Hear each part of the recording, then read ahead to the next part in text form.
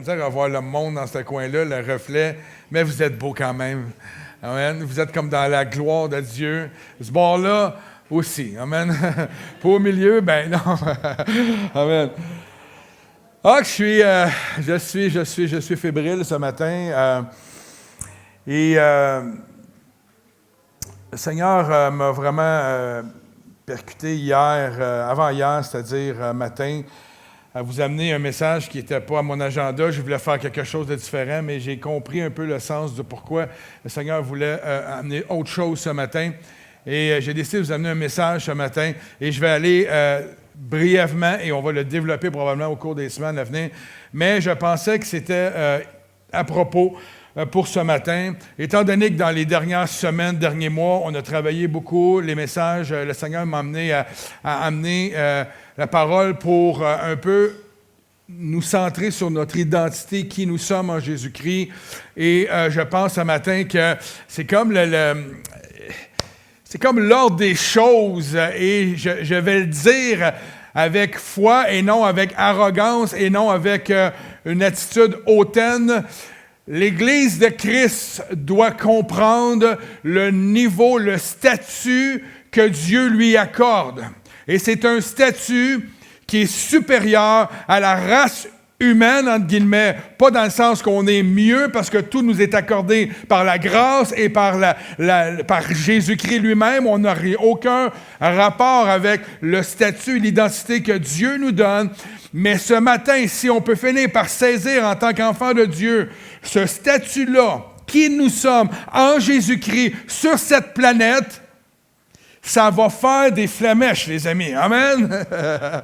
Et mon désir le plus profond dans mon cœur, comme pasteur, mais comme croyant, c'est de pouvoir annoncer au monde entier le message de la bonne nouvelle. C'est ce qui est le plus cher à mon cœur. Vous autres aussi, vous êtes chers à mon cœur. Amen. Mais je veux que le monde entier vienne à Jésus-Christ. Amen. Amen. À l'Église Emmanuel, notre désir premier est de mettre l'adoration au premier plan. Amen. Adorer Dieu. Et l'adoration, on pourrait faire un message complet sur ça. Ce n'est pas seulement lorsqu'on est dans une période de chant. L'adoration, c'est avoir une vie d'adoration. Amen. Dans tout ce que nous faisons, adorer Dieu peut être aussi dans nos actions au quotidien, dans notre attitude, dans notre être, qui nous sommes, nos pensées, nos paroles, nos actions, etc. Donc, le désir de l'Église Emmanuel, c'est de faire ce qui est le plus important, c'est-à-dire l'adoration, la parole de Dieu. Elle est importante ici, à l'Église Emmanuel. Et j'espère que c'est comme ça dans toutes les églises. On a des frères de d'autres églises. C'est la clé. Ceci est l'autorité. Ce n'est pas un pape, ce n'est pas un pasteur. L'autorité de l'Église de Christ, c'est la parole de Dieu. Est-ce que je peux entendre amen? Ici, à l'Église Emmanuel, on met une priorité sur le jeûne et la prière. Ouf! Écoutez, je peux aller m'asseoir si vous voulez. Non, c'est pas vrai. Mais le jeûne et la prière, c'est une priorité dans l'Église Emmanuel. Le jeûne et la prière. J'aimerais avoir un sanctuaire ouvert 24 heures sur 24 avec des gens qui viennent prier. C'est mon désir le plus profond. J'ai déjà même pensé au concept de la clé, la porte qui se débarre. En tout cas, bref, je vous expliquerai ça à un moment donné. Amen? Non, en tout cas, on n'ira pas là ce matin. Bon, je vais partir, là. Il faut que je reste dans mes notes, sinon on est ici jusqu'à demain. Amen? Déjà qu'on est en retard de peut-être 20 minutes à cause du manque d'électricité, mais on va s'en souvenir toute notre vie à cette réunion-là. Hein? Et l'autre chose qui est une priorité, c'est la communion fraternelle. C'est ces éléments-là sur laquelle l'Église Emmanuel veut baser sa fondation. Amen? Veut être une Église comme ça.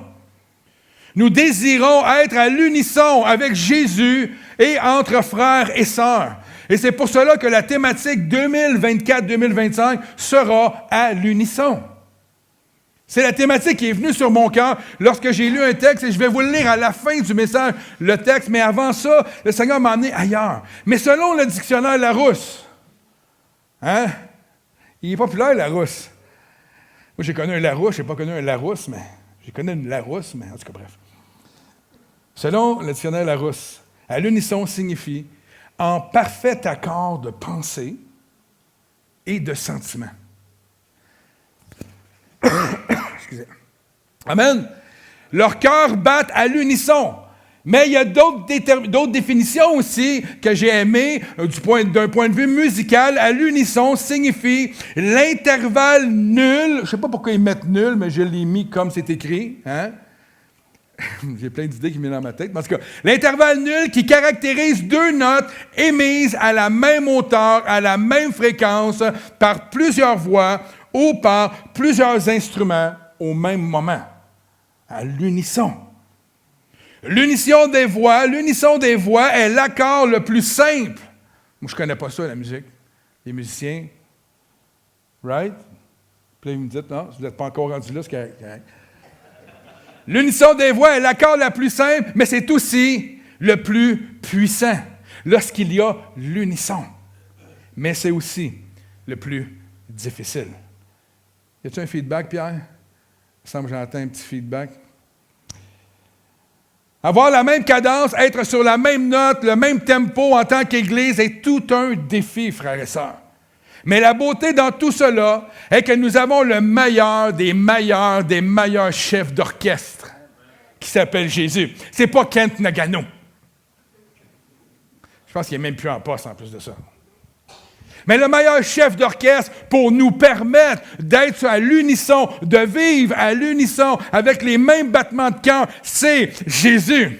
C'est son esprit qui, tous les jours, nous conduit à marcher à l'unisson. Quand un frère comme Jonathan Bouchard qui est venu prêcher la semaine passée, que je ne connais pas, mais que je connais parce qu'on est animé du même esprit, on est à l'unisson du cœur de Dieu.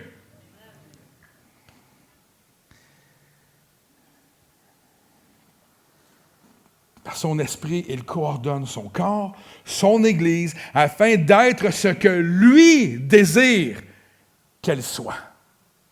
Amen. C'est la beauté de la chose. Mon travail est tellement simple. Mon travail, ce n'est pas de faire comprendre ça aux gens, c'est de laisser l'Esprit de Dieu le faire comprendre aux gens, à mes frères, à mes sœurs. C'est lui le chef d'orchestre. Amen. Acte 17, 28 dit ceci, en effet, c'est en lui que nous avons la vie et le mouvement, il n'est pas à l'écran, l'être, comme l'ont aussi affirmé certains de vos poètes, car de lui nous sommes la race. C'est pour ça tantôt je vous disais, Jésus veut établir notre statut, il veut qu'on comprenne qui nous sommes. Nous sommes la race élue de Dieu. Est-ce que c'est arrogant de dire ça? Évidemment, si quelqu'un sur YouTube pogne ce bout-là, ils vont dire qu'ils sont bien arrogants, les chrétiens. Ils se prennent pour qui? Ils ne se prennent pas pour rien. C'est dit dans la parole. Il a établi qui nous sommes. Amen. Nous sommes ses enfants. Amen.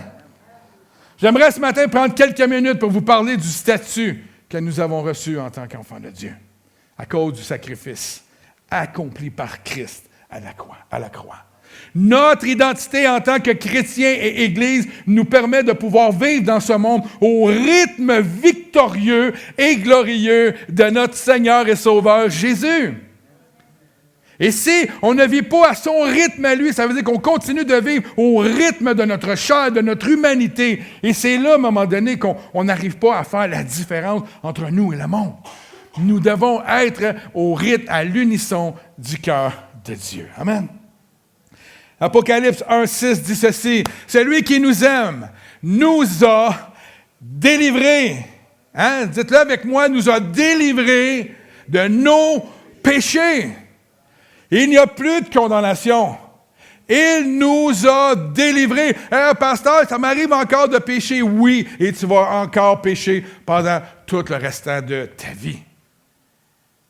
Mais nous ne sommes plus coupables du péché. Il nous a délivrés de nos péchés par son sang. Il a fait de nous écoutez ça comment c'est hot, un royaume. L'Église de Christ, lorsque j'étudiais ça, je me disais, c'est un royaume parmi les royaumes sur cette terre. Wow! C'est le royaume de Dieu par l'entremise de son Église. N'est-ce pas merveilleux? On n'a pas de maire, apparemment, on n'a pas de président, on n'a pas ça. Nous autres, il est là, le président. C'est lui le boss de la ville. C'est lui le boss du royaume. Nous sommes des sacrificateurs pour Dieu son Père. Un royaume et des sacrificateurs. Ceux qui ont été sauvés de leurs péchés par le sang de Jésus deviennent à leur tour des sacrificateurs. Et il est important de comprendre qu'est-ce qu'un sacrificateur. Si je vous dis c'est quoi un sacrificateur, c'est pas un mot qui est commun aujourd'hui, hein? Right? En fait, c'est toute personne qui est née de nouveau. Elle est dorénavant un sacrificateur pour Dieu. C'est ce qui nous a été dit dans le texte qu'on vient de voir. Ésaïe va l'annoncer des siècles, des générations avant. Il va dire, mais vous, on vous appellera sacrificateur de l'Éternel.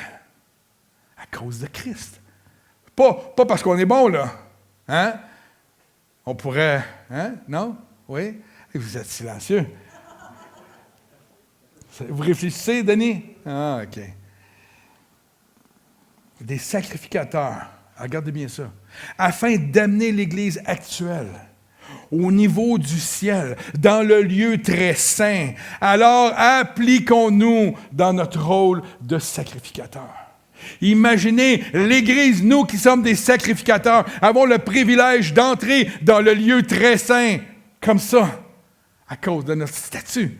On a le privilège d'entrer en relation avec Dieu, de connecter avec Dieu, d'entendre ce que Dieu désire pour les gens à l'extérieur.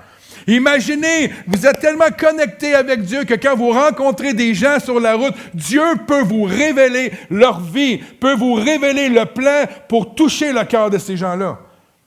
Parce que vous êtes appelés de Dieu.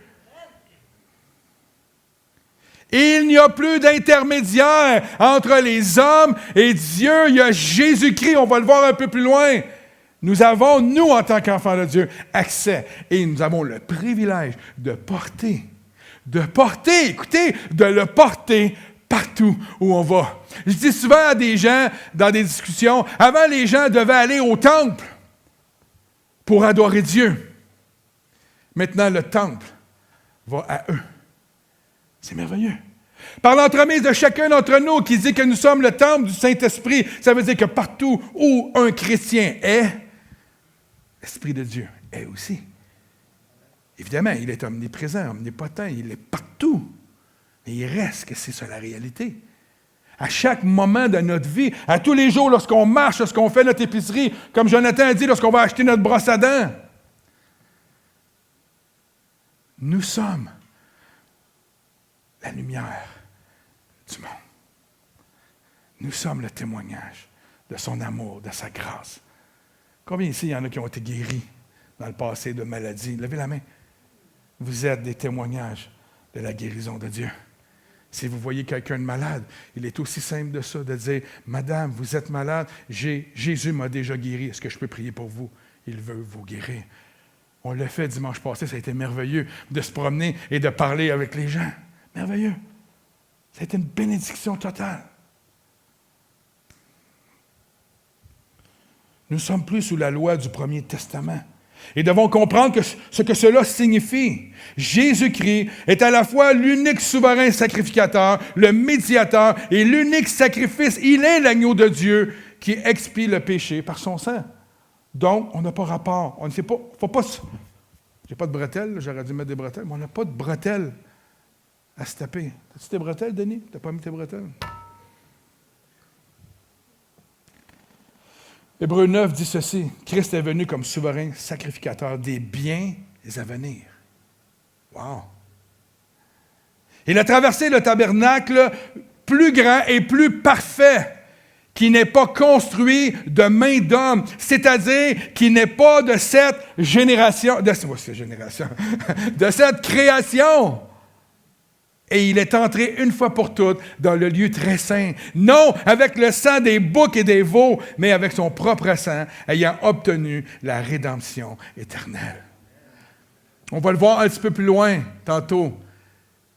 À l'époque, on devait amener ces sacrifices d'animaux, le sang Et tout ce qui accompagnait, afin de pouvoir être pardonné, d'être vu comme justifié devant Dieu. Maintenant, notre souverain sacrificateur l'a accompli pour nous. Hein, n'est-ce pas merveilleux? Nous qui voulons en faire le moins possible en tant qu'être humain, on est bénis. Il le fait pour nous. Il est allé jusqu'au bout, par obéissance et par amour pour chacun d'entre nous ce matin, afin qu'on soit reconnu, n'étant plus pécheur. L'auteur de l'Épître aux Hébreux cherche par son enseignement à présenter le Seigneur Jésus-Christ comme le grand, souverain, sacrificateur, unique, parfait et éternel, établi par Dieu lui-même, pour exercer un ministère de médiation en notre faveur. C'est ce qu'il a fait. Il est assis dans le ciel, à la droite du Père, et il intercède à tous les jours pour le tannant à Normand. Je suis sûr que dans son agenda, il y a une ligne qui dit Normand, tous les jours. Lui, Seigneur, il faut que j'intercède pour lui. Il est tannant. Il est tannant, Seigneur, là, mais pardonne-les, Seigneur. J'ai donné ma vie pour lui. Amen. C'est comme ça que je me vois, moi, comme un enfant tannant. Il n'y a personne qui a dit Amen. Je suis content. Hébreux 8 dit ceci. Le point capital de ce qui vient d'être dit, c'est que nous avons un tel souverain sacrificateur qui est assis à la droite du trône de la... Pensez-y, là. Il est assis où, dans le fond? À la droite du trône, donc il est dans la présence ultime de Dieu.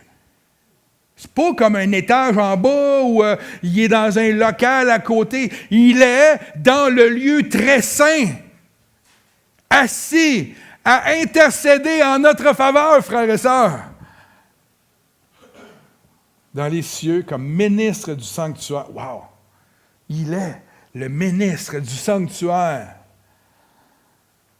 Je suis rendu où? Oui.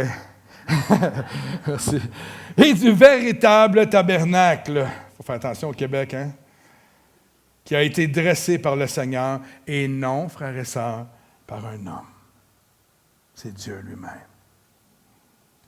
Avec la nouvelle alliance, Hébreux 7 dit Christ est le souverain sacrificateur unique et parfait. C'est ça qu'il faut saisir. Et les croyants font tous partie du sacerdoce royal, étant devenus rois et sacrificateurs avec Christ, qui les introduit jusque dans le lieu très saint. Par Christ, on a accès au lieu très saint. Pensez-y. C'est pour ça que quand je me présente dans la présence de Dieu, je crois que tout peut se passer. Je suis dans la présence de Dieu, dans le lieu saint, le lieu très saint, avec Dieu, et je peux demander à Dieu ce qui pèse sur mon cœur. Je peux pleurer à Dieu pour dire les douleurs, les souffrances que je vis. Je peux crier à Dieu pour y partager mes craintes et mes peurs. Et il est là. Jésus entend, il se tourne de bord et dit, « Papa, il intervient. Il est celui qui nous relie au Père dans le lieu très saint. » Wow! Tellement béni ce matin d'entendre ça. Dieu a fait de nous un royaume de sacrificateurs. Pierre va dire dans 1 Pierre 2,9, il dit, « Vous, par contre, vous êtes une race élue. » C'est pour ça que je disais, ça fait prétentieux. Quand tu lis ça, de prêcher ça, ça fait prétentieux, non? Vous ne trouvez pas? Mais c'est quoi? C'est qui le dit? Est-ce que c'est le pasteur qui vous le dit ou si c'est Dieu qui le dit dans sa parole? Vous êtes une race élue, un sacerdoce royal, une nation sainte. Alors quand l'ennemi vient cogner et dit « T'es pas assez bon, t'es pas assez saint », tu peux le renvoyer à ce texte-là. Il dit « Excuse-moi, par Jésus-Christ, je fais partie de la nation sainte et j'ai été pardonné. Je suis complètement libre en lui aujourd'hui. » Amen.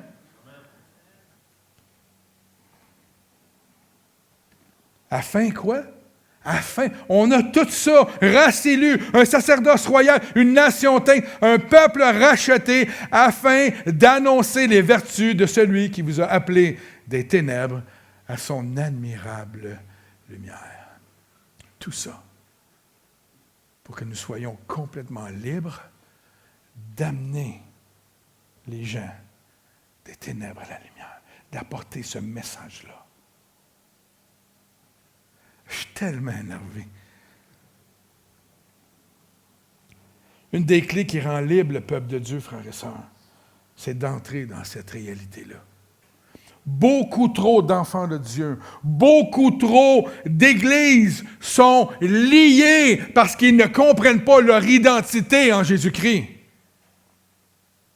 Beaucoup de défaites.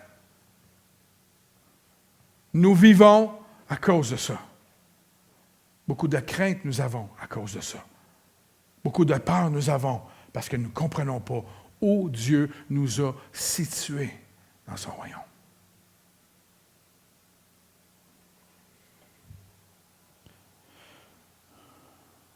Se tenir dans la position, la fonction et l'onction du sacrificateur, c'est ça qui nous permet de marcher avec liberté et avec confiance.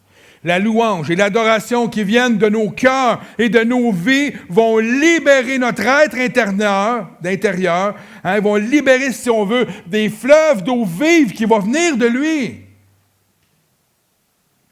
Et nous pourrons alors exercer le règne et exercer notre autorité spirituelle. Et comprenez bien quand je vous parle de ce matin. Tout ça, c'est à cause de lui. Pas par nos forces, nos talents, nos qualités, nos belles faces, mais par Christ Jésus. Amen. Tous les chrétiens nés de nouveau forment ensemble un royaume saint et royal, une équipe de sacrificateurs, ainsi qu'il nous est dit dans le livre de l'Apocalypse, Apocalypse 1:5, il dit « À celui qui nous aime et qui nous a lavés de nos péchés dans son sang, il a fait de nous un royaume des sacrificateurs pour Dieu et Père, à lui la gloire et la force. » La même vérité se trouve dans plusieurs passages des parties prophétiques de l'Apocalypse. Je vais vous lire 2 textes, juste pour vous mettre dedans. Je veux sortir un matin. Je veux qu'on pense autrement ce matin. J'aimerais tellement quand... Je ne sais pas, j'ai vu hier, pendant ma pause que je travaillais en bas, j'ai écouté un petit peu la télé, puis il y avait un film de super-héros, je ne sais pas c'est lequel, là, les Avengers, ou je ne sais pas trop quoi. Puis ils avaient tous des dons puis des capacités qui étaient surhumaines. Puis là, ils se battaient contre les ténèbres. En tout cas, c'était vraiment... Je ne connais pas l'histoire, là, je ne sais pas exactement ils étaient rendus où, mais j'étais arrivé comme à la fin du film. Puis je me disais, Seigneur, si on peut comprendre qu'on a des dons, des talents qui sont surhumains. Pas à cause de nous. D'imposer les mains puis de prier pour quelqu'un qui est malade puis de voir la guérison arriver, c'est pas humain. Et on n'est plus appelé en tant qu'enfant de Dieu à vivre de façon humaine uniquement. Oui, on mange, oui, on dort, oui, on travaille, oui, toutes les choses qu'on fait. Mais il reste la réalité, on doit vivre selon l'appel qui nous a été déposé, l'identité que nous avons maintenant en Jésus-Christ. Right? Dans l'Apocalypse, il y a 2 textes qu'on va regarder.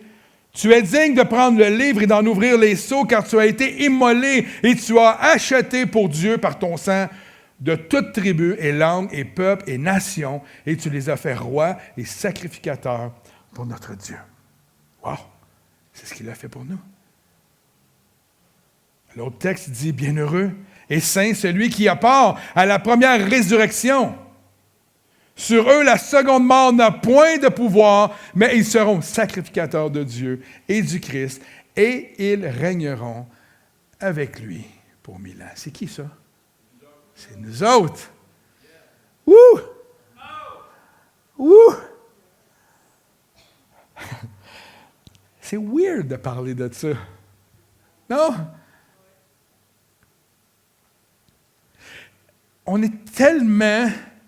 On essaie tellement aujourd'hui, parce qu'on est influencé par le monde, à analyser de façon humaine et scientifique toutes choses.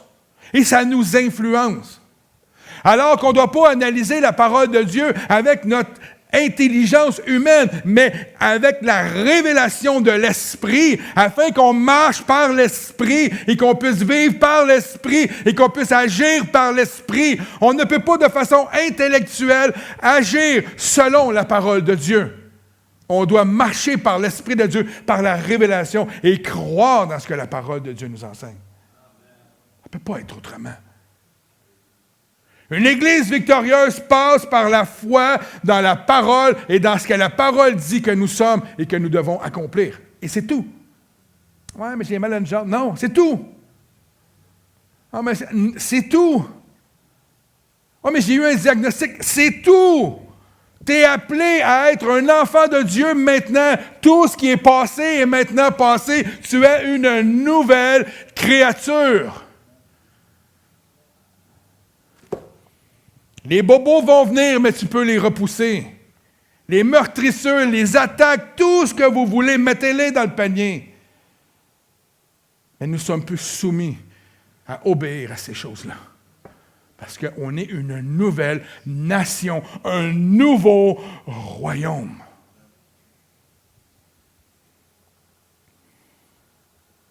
L'Épître aux Hébreux invite les chrétiens à exercer leur position de sacrificateur, tout en leur montrant comment ils doivent l'exercer. Il dit en Hébreux 13, « Offrons donc par lui ». C'est intéressant, par Jésus-Christ. Il nous ramène encore en nous disant, tout passe par lui. Même notre offrande de louange, d'adoration, de sacrifice, de service, tout ce que l'on fait passe par lui. Parce que nous sommes nés de lui. Sans cesse à Dieu, un sacrifice de louange, c'est-à-dire le fruit des lèvres qui confessent ou qui bénissent, on veut, son nom. Si donc on demande qui est sacrificateur ou prêtre sous l'ère chrétienne d'aujourd'hui, nous répétons en fait, on reprend la parole de Dieu, que Christ est le grand sacrificateur et que tous les chrétiens sont sacrificateurs également. Et nulle autre nation que celle-là est sacrificateur. Nul autre n'est reconnu aussi comme étant des sacrificateurs, comme une race élue de Dieu. Dans tout le Nouveau Testament, il y a un seul peuple de Dieu. Et c'est ceux et celles qui ont mis leur confiance en Jésus-Christ.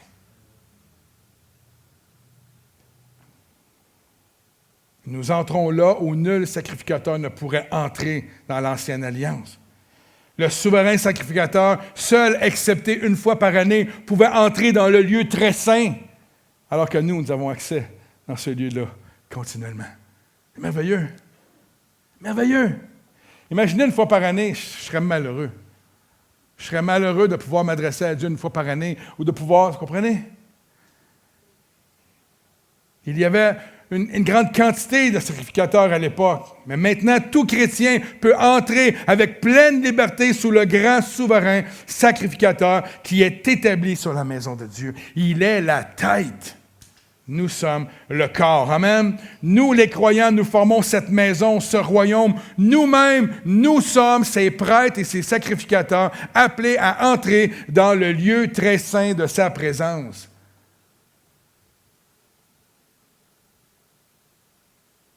Ce serait intéressant qu'à chaque fois qu'un non-croyant nous rencontre, qu'il sente la présence de Dieu.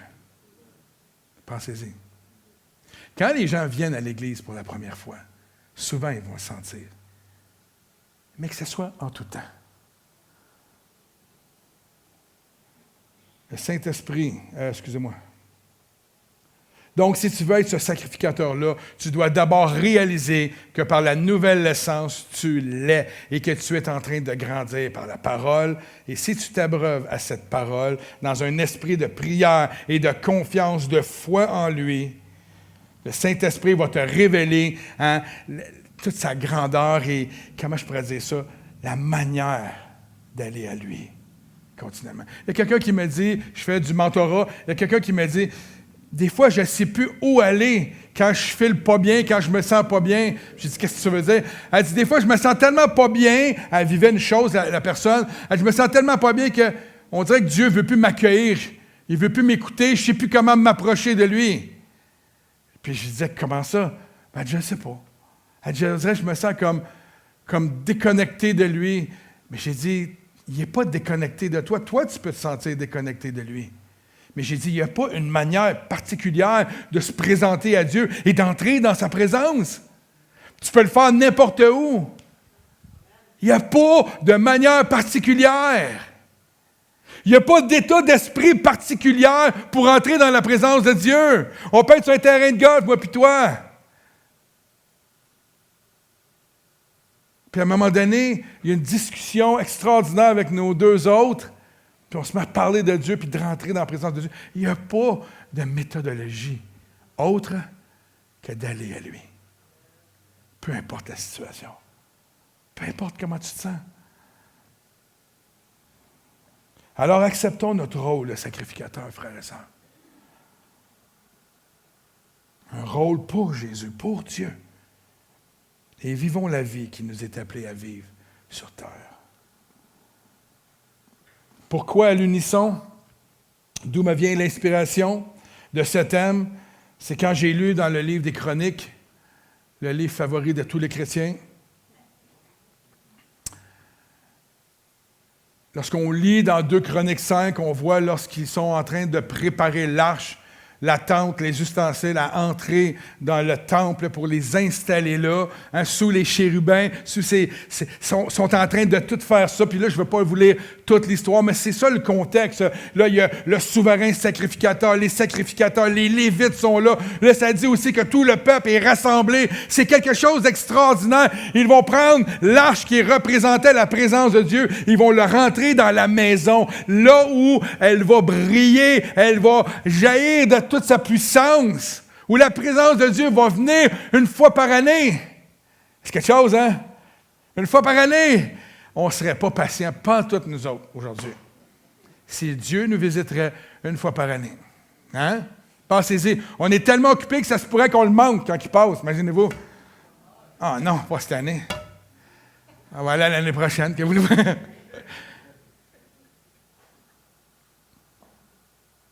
Et on va commencer à lire au verset, fin du verset 12, ça dit, 120 prêtres, je l'ai souligné en rouge parce que ça me faisait drôle, il y a 120 personnes dans la chambre haute qui ont reçu le feu de Dieu. Et là, ça nous dit, il y a 120 prêtres se tenaient, ça n'a peut-être pas rapport, là, c'est dans ma tête, OK? Se tenaient à leur côté en sonnant des trompettes.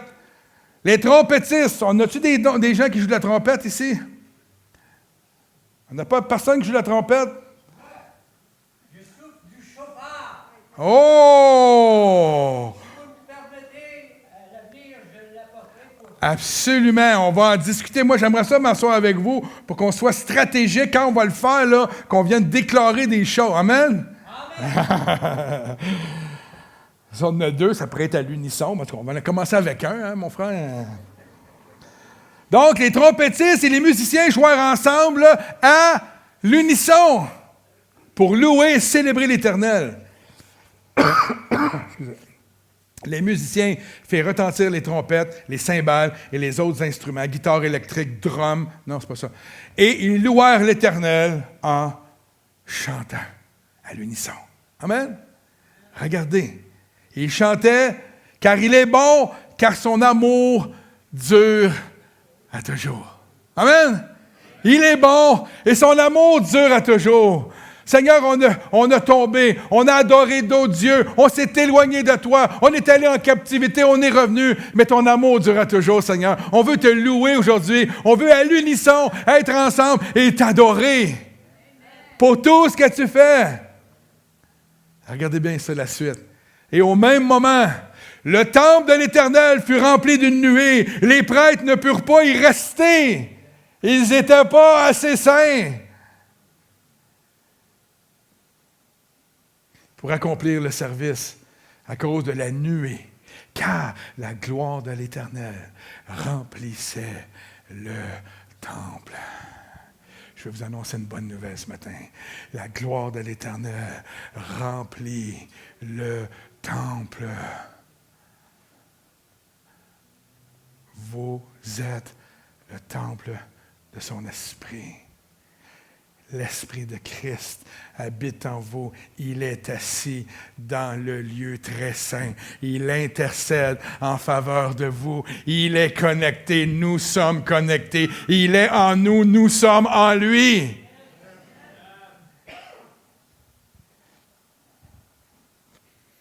J'aimerais que tu mettes l'audio, mon frère. Écoutez ce que le prédicateur de la semaine passée a dit. Mets le son fort que tout le monde entende.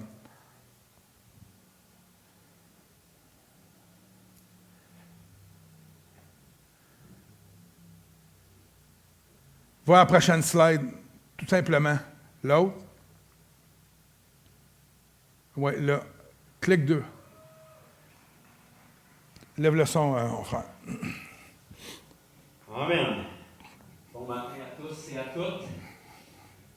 Avant toute autre chose, je veux juste ouvrir et fermer une parenthèse pour honorer l'Église ici. Les églises, j'en ai fait une multitude dans ma vie. Dans mes années de ministère, des groupes de louanges, j'en ai vu de toutes les couleurs, toutes les saveurs. Et je peux vous dire que la présence de Dieu est parmi vous ici ce matin. Ne prenez jamais ça pour acquis. Et c'est pas juste une émotion parce qu'il y a de la belle musique qui joue. Le Seigneur peut faire des choses extraordinaires simplement quand vous êtes dans sa présence comme ça. Et soyez-en convaincus, quelqu'un quelque part ici a payé le prix pour que vous soyez trouvés agréables au Seigneur. Sa présence ne tombe pas parce qu'il y a des belles lumières, parce qu'il y a des belles voix. Certainement, le Seigneur peut s'en servir. Mais quand Dieu se manifeste, c'est parce qu'il se pilait au milieu de la louange de son peuple. Et si sa présence est ici, ça veut dire que Dieu est ici. Et si Dieu est ici, il n'y a pas de problème. Il y a juste beaucoup de solutions. Amen. Dieu peut faire des choses extraordinaires quand sa présence se manifeste. Donc ne prenez jamais ça pour acquis. Et puis n'endurcissez pas vos cœurs à sa présence. Souvent, quand on vit semaine après semaine, on prend ça pour acquis, on pense que c'est juste une émotion parce qu'il y a de la belle musique. Mais je peux vous garantir que si vous voyagez un peu et vous visitez des endroits, vous allez voir qu'il y a bien des endroits, même si la musique est très très belle et que les gens sont très talentueux, vous avez juste le goût de sortir et vous êtes plus sec quand vous sortez, quand vous êtes rentré. Donc ça, c'est tout à votre honneur et gloire au Seigneur pour ça. Donc merci à toute l'équipe de louanges et tous les gens qui prient et intercèdent aussi pour chaque culte. Amen. Amen. Merci à tous ceux qui prient et qui intercèdent pour chaque culte. Je vous fais entendre ça, pas parce je veux qu'on se pète les bretelles, encore une fois. Mais je me suis écrit ici, je vais reprendre ce qu'il a dit. Ne prenons jamais pour acquis la présence de Dieu. Non pas parce que Christ va nous la retirer, parce que c'est un acquis pour nous maintenant. Right? En Jésus-Christ, nous avons l'accès, on l'a vu là. Mais l'absence de la présence de Dieu se produit quand nous éloignons de lui et de notre rôle en tant qu'enfant de Dieu. La présence de Dieu s'éloigne de nous quand nous négligeons notre relation intime avec lui, parce que nous éloignons de lui. La présence de Dieu s'éloigne également quand nous laissons toute autre chose entrer dans nos vies qui vient s'interposer entre nous et Dieu, et que ces choses-là prennent le dessus sur Jésus-Christ, notre roi. Dieu jamais n'éloignera la présence de vous à moins que vous en décidez autrement. Alors, frères et sœurs, ne prenons pas pour acquis, parce que la présence de Dieu descend dans ce lieu. Continuons de prier, de chercher sa face. Continuons de vouloir plaire à Dieu. Continuons de jouer le rôle que nous avons, de pouvoir entrer comme un sacrificateur dans le lieu très saint et de chercher à avoir les choses de son royaume. Je prie comme il a déjà été annoncé à l'Église Emmanuel il y a plusieurs années. Il y avait, je ne sais pas c'est qui avait eu la vision à l'époque, mais la vision était qu'elle voyait du ciel un fleuve d'eau vive qui passait à travers l'Église Emmanuel et qui s'étendait jusque dans toute l'Anaudière. Et je crois que c'est l'appel de l'Église Emmanuel. Et j'y crois fondamentalement, même si cette parole a été donnée il y a 30 ans. Je crois que l'Église Emmanuel va devenir un phare dans l'Anaudière, va devenir cette source d'eau où Dieu va jaillir pour conduire le plus grand nombre. Je ne le dis pas pour vous pomper un matin. Je le dis pour nous encourager à faire les choses comme il faut et à chercher à plaire à Dieu et à jouer notre rôle de sacrificateur afin qu'on soit continuellement dans le lieu très saint et qu'on vive la présence de Dieu continuellement. Je prie que quand il va y avoir les prochaines élections, puis que les gens vont venir voter parce que c'est un lieu de vote, qu'ils rentrent ici et qu'ils sentent la présence de Dieu, puis qu'il y ait des gens qui soient convaincus qu'ils sont pécheurs juste en étant en contact avec la présence de Dieu. Et qu'ils se convertissent à Christ.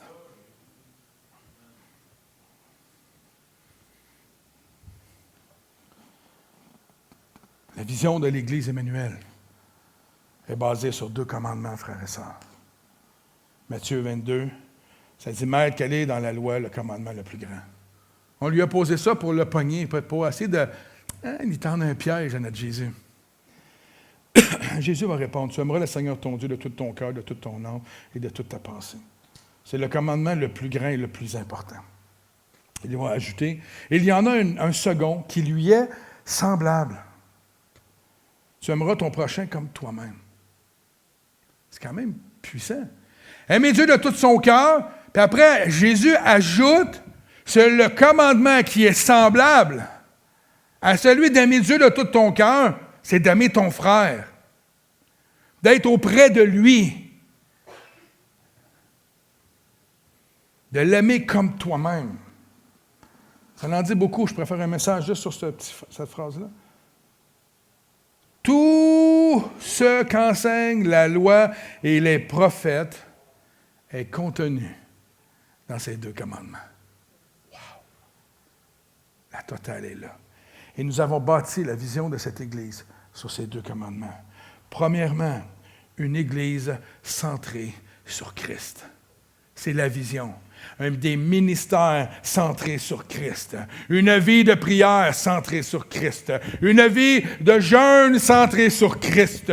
Tout ce que nous faisons se doit d'être centré sur lui. Il doit rester la tête et nous le corps. C'est l'objectif numéro 1 que moi j'ai dans mon cœur, que nous avons comme Église. Et deuxièmement, avoir un cœur pour notre prochain. Premièrement, comme ça dit dans Galates, pour nos frères et sœurs dans la foi et pour ceux également du dehors.